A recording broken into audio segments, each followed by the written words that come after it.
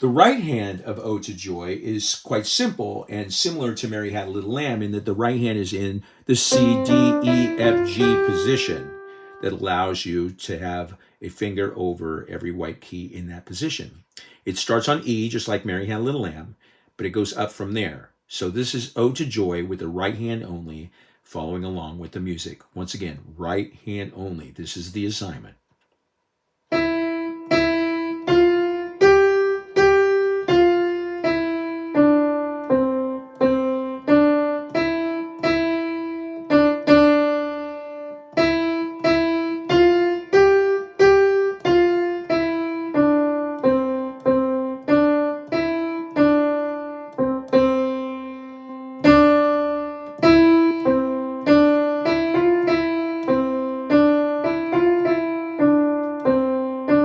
Rest.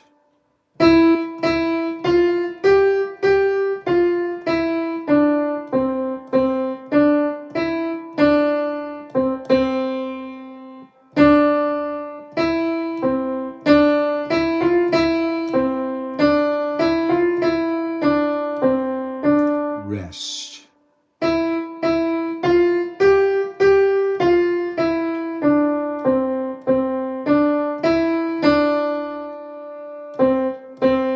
So as I mentioned before, dots mean long, and we introduce 8 notes being together here. They're connected. They're fast.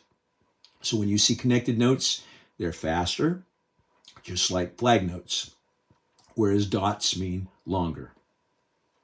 For those of you that want to play this song with both hands, this is what it looks and sounds like with both hands if you continue with the bass clef. Remember, the assignment is right hand only, so this is an extra credit exercise.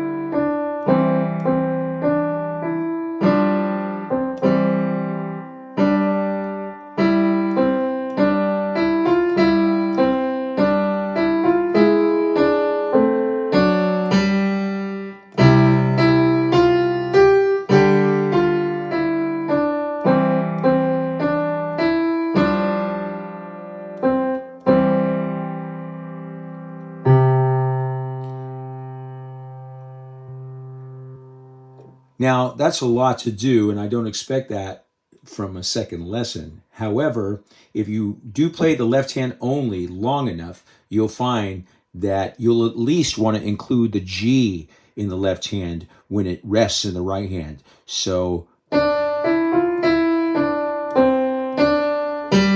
you want that G in the left hand because that's part of the melody. And G is the one note I kind of hope you'll remember from the bass clef. It's the top space of the bass clef. And it's a G natural. All right, good luck with that. Ode to Joy is Beethoven's piece from his Ninth Symphony that is the most familiar hit of the symphony, if you will. And it introduces the bass clef to us on the piano. So it begins with C and G together in the bass clef, and you can refer to the nomenclature that's included with this app if you're not sure what those are. But G is the top space, and C is the second from the bottom.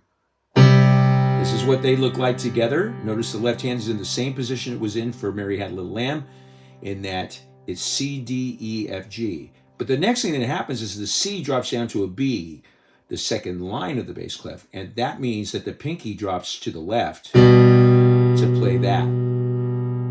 This is the only moment in the song when you're not in the 5-finger position, because right afterwards you go back to C and G together. On the next line, it's just the G. Once again, the landmark note of the bass clef, the top space. We add the C to it, as we did at the beginning, so the pinky plays the C. But then the note goes up. It doesn't go to the left, it goes to the right, which means the middle line, D, is employed with the ring finger in this case. Then it keeps going up, it keeps climbing. The middle finger is now employed by going to E and G, and that's the space under the G. Finally, the note next to G is F. So F and G play together, pointer and thumb. Back to E and G. After the double bar, it's just a G, our landmark note. This is the one note you got to walk away with knowing because it's the top space of the bass clef staff. So it's pretty easy to find, pretty easy to understand. And your thumb goes on it a third time, but then there's a hashtag next to the next one, which means sharp. Black key to the right is G sharp. With the pointer finger, thumb goes up to A. That's right, after G is A, not H in music. And then pointer finger happens to land on the note that's next, which is, once again, hashtag F, F sharp, the black key to the right of F. And we finally land on G natural. That's a natural sign next to the G, which means plain old G. G and C play together on the next page. We're kind of used to that thumb and pinky being together now. D and G play together. That's the ring finger and the thumb. So this is why fingering is so important, because you don't really have to look at the note if the finger's already on top of it. E and G follow that. Once again, middle finger playing the E, thumb is constantly on G. F and G follows that, right next to each other, and back to the E and G. So be aware when you're reading the music. All right, next up we have a bunch of Gs. They're half notes, so they're not real fast, but they're a little faster than the whole notes with no stem. All Gs, 5 in a row. Then G sharp, once again, pointer finger over the top to get the black key. Thumb on A, not H. Pointer finger ends up on F sharp, black key to the right of F. And then G natural ends that little section. We end the song with C and G together, D and G together, E and G together,